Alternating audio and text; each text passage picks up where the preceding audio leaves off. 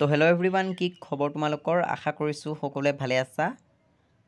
আজি মই SS second year ছাত্ৰ ছাত্ৰীসকলৰ বাবে পলিটিকেল ছায়েন্সৰ 1 মাৰ্কৰ সকলো পাঠৰ কেইটামান কমন MCQ 1 নম্বৰীয়া প্ৰশ্ন উত্তৰ লৈ আহিছোঁ।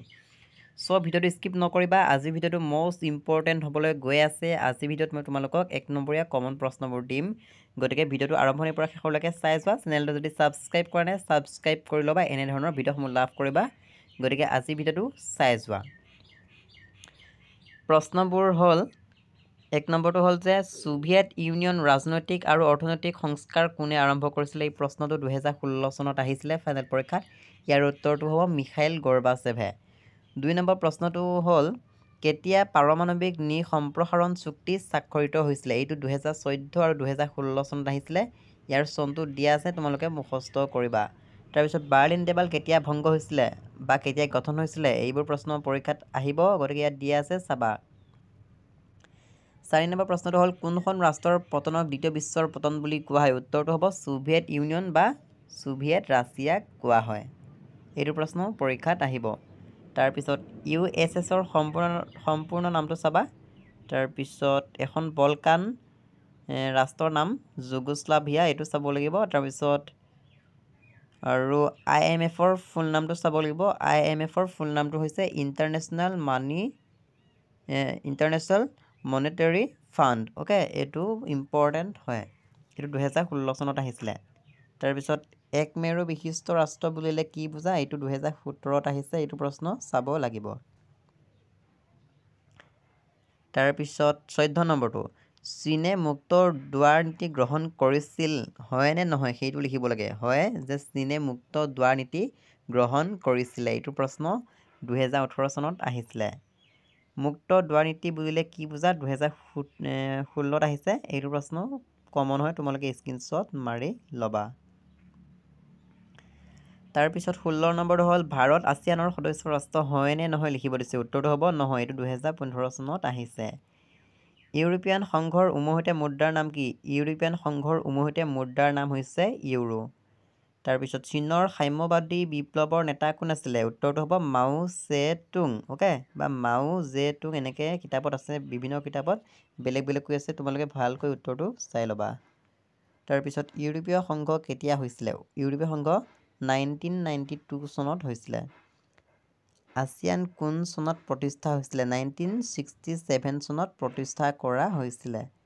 ইউৰোপীয়ান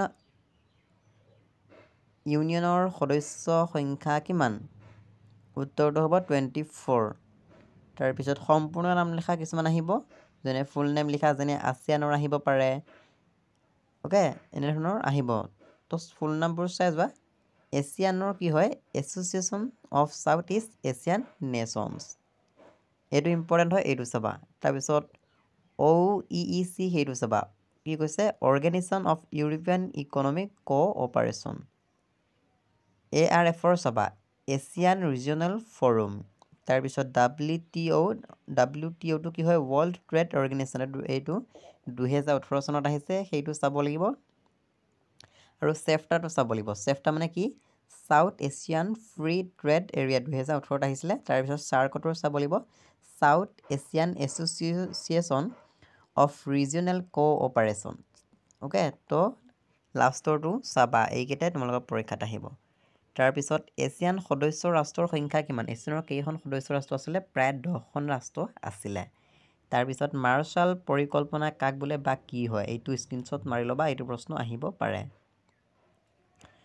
25 নম্বৰটো, যে চাৰ্কৰ প্ৰথমখন সন্মিলন ক'ত হৈছিলে? বাংলাদেশৰ ঢাকাত। কেতিয়া হৈছিলে? 1985 চনত হৈছিলে। তাৰপিছত চাৰ্ক কেতিয়া গঠন হৈছিলে? 1985 চনত। তাৰপিছত দক্ষিণ এছিয়া কাক বোলে বা দক্ষিণ এছিয়া কি সূচায়? এইকেইখন ৰাষ্ট্ৰকে দক্ষিণ এছিয়া বুলি কোৱা হয়। স্ক্ৰীনশ্বট মাৰি ল'বা। দক্ষিণ এছিয়া বুলি ক'লে 7খন ৰাষ্ট্ৰক বুজা যায়। ইয়াত ৰাষ্ট্ৰকেইখনৰ নাম দিয়া আছে, তোমালোকে লিখি ল'বা। তাৰপিছত আৰু এই 30টো ইম্পৰ্টেণ্ট হয়, যে ৰাষ্ট্ৰসংঘ নিৰাপত্তা পৰিষদত স্থায়ী সদস্য কেইখন আছে? উত্তৰটো হ'ব 5খন সদস্য ৰাষ্ট্ৰ আছে। এইটো 2017ত আহিছে। তাৰপিছত ৰাষ্ট্ৰসংঘৰ প্ৰথমগৰাকী সচিব প্ৰধান কোন? বৰ্তমান কোন? কেইখন ৰাষ্ট্ৰ আছে? এনেধৰণৰ পৰীক্ষাত প্ৰশ্ন আহিব।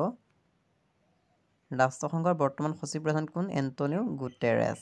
তাৰপিছত কোনদিনাখন ৰাষ্ট্ৰসংঘ দিৱস পালন কৰা হয়? 24 অক্টোবৰ। পৰীক্ষাত আহিব। ৰাষ্ট্ৰসংঘ কেতিয়া পালন কৰা হয়? 1945 চনৰ 24 অক্টোবৰ তাৰিখে। তাৰপিছত বিশ্ব বেংক কেতিয়া গঠন কৰা হৈছিলে বা প্ৰতিষ্ঠা কৰা হৈছিলে? 1945 চনত। ৰাষ্ট্ৰসংঘৰ প্ৰধান উদ্দেশ্য ইয়াত দিয়া আছে, মুখস্থ কৰিবা। ৰাষ্ট্ৰসংঘত বৰ্তমান কেইখন ৰাষ্ট্ৰ আছে? 195খন সদস্য ৰাষ্ট্ৰ আছে। তাৰপিছত ৰাষ্ট্ৰসংঘৰ বৰ্তমান সচিব প্ৰধান কোন? Antonio Guterres. ৰাষ্ট্ৰসংঘৰ প্ৰথম সচিব প্ৰধান কোন? নৰবেৰ ট্ৰেগভিলি। তাৰপিছত ভেটো সমতাই কি বুজায় এইটো চাব লাগিব। ৰাষ্ট্ৰসংঘৰ প্ৰধান অংগ কেইটা? ৰাষ্ট্ৰসংঘৰ প্ৰধান অংগ 6টা আছিলে।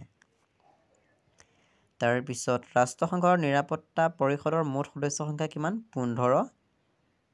তাৰপিছত আন্তৰ্জাতিক মুদ্ৰানিধি কেতিয়া প্ৰতিষ্ঠা কৰা হৈছিলে? এইটো চাব লাগিব। UNDP ফুল নামটো পৰীক্ষাত আহিব। United Nations Development Programme. এইটো চাব লাগিব। তাৰপিছত নেটৰ ফুল নামটো আহিব যে নৰ্থ আটলাণ্টিক ট্ৰিটি অৰ্গেনাইজেশ্যন। তাৰপিছত ইয়াত যিখিনি আছে তোমালোকে চাবা। মান নিৰাপত্তাৰ যিকোনো এটা ভাবুকি, এইটো মই আগতেও দিছোঁ। ইয়াৰ উত্তৰটো হ'ব বিশ্ব দৰিদ্ৰতা। আৰু বিশ্ব দৰিদ্ৰতাৰ ওপৰত তোমালোকৰ চমু টোকা আহিব। ইয়াত যিকেইটা দিয়া আছে তোমালোকে এইকেইটা স্ক্ৰীনশ্বট মাৰি ল'বা। এইকেইটা তোমালোকৰ পৰীক্ষাত আহিব। কায়ত চুক্তি কেতিয়া হৈছিলে? আহিব।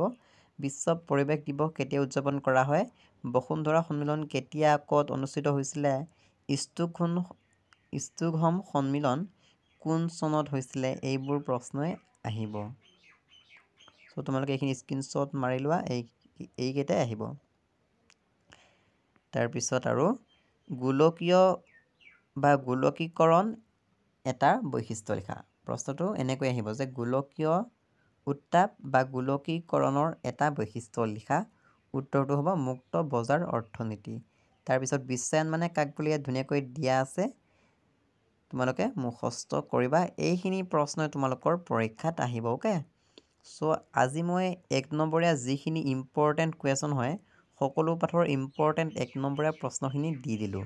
এইখিনি তোমালোকে স্ক্ৰীনশ্বট মাৰি ল'বা। এইখিনি তোমালোকে পঢ়িলে হৈ যাব। তোমালোকৰ পৰীক্ষাত এইখিনিয়ে প্ৰশ্ন আহিব। 1 নম্বৰীয়া এইখিনি পঢ়িবা। বাকী 2 নম্বৰীয়া, 3 নম্বৰীয়া, 4 নম্বৰীয়া, 5 নম্বৰীয়া মই বাকী নেক্সট ভিডিঅ'ত দিম। আৰু তোমালোকে আজি ভিডিঅ'টো চাই কেনে পালা কমেণ্ট বক্সত জনাবলৈ নাপাহৰিবা। এইখিনি মষ্ট ইম্পৰ্টেণ্ট হয়, তোমালোকে লিখি ল'বা। ইয়াৰ পৰাই তোমালোকৰ পৰীক্ষাত আহিব। আৰু আমাৰ চেনেলটো যদি ছাবস্ক্ৰাইব কৰা নাই, তোমালোকে চেনেলটো ছাবস্ক্ৰাইব কৰি ল'বা। তেতিয়া এনেধৰণৰ ভিডিঅ'সমূহ সদায় লাভ কৰিবলৈ পাবা। আমাৰ যদি হোৱাটছআপ গ্ৰুপত জইন হোৱা নাই, হোৱাটছআপ গ্ৰুপৰ লিংকটো এই ভিডিঅ'টোৰ ডেছক্ৰিপশ্যনত দিয়া আছে। তোমালোকে জইন হৈ ল'ব পাৰিবা। আৰু ভিডিঅ'টো এটা লাইক কৰি দিবা, শ্বেয়াৰ কৰি দিবা।